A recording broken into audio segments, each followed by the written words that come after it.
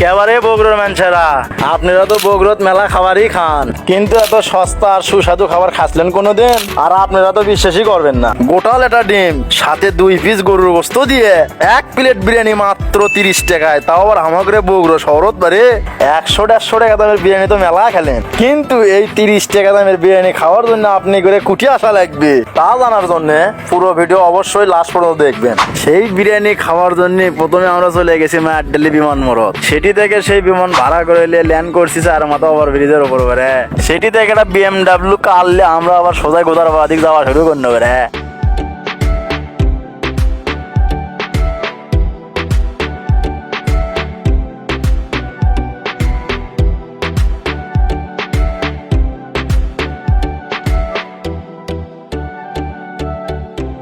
তা দেখতে না দেখতে আমরা চলে আসলাম গোদারপাড়া বাজারে।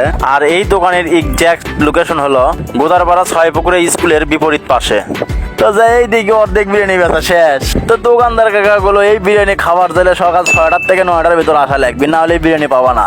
তো দোকানদার কাকাই করছে, আপনি আঙ্কেল মোহাম্মদ ভাই, আপনি কত বছর ধরে ব্যবসা করেন? প্রায় 25 বছর।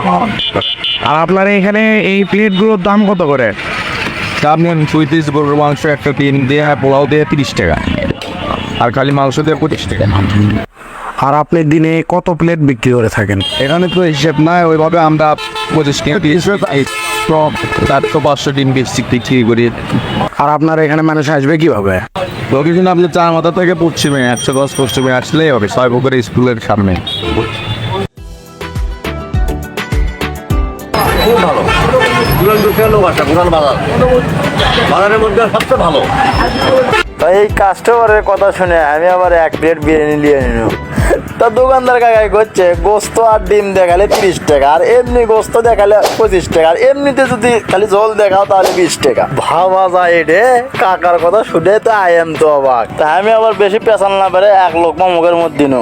তা খাইয়েই দেখি 30 টাকা হিসেবে এই বিরিয়ানি যথেষ্ট সুস্বাদু। আমার খুব ভালোই লাগলো। এই বিরিয়ানি আপনারা যদি টেস্ট করবে চান তাহলে চলে আসবেন 4 মাথা গোদারপাড়া বাজারে।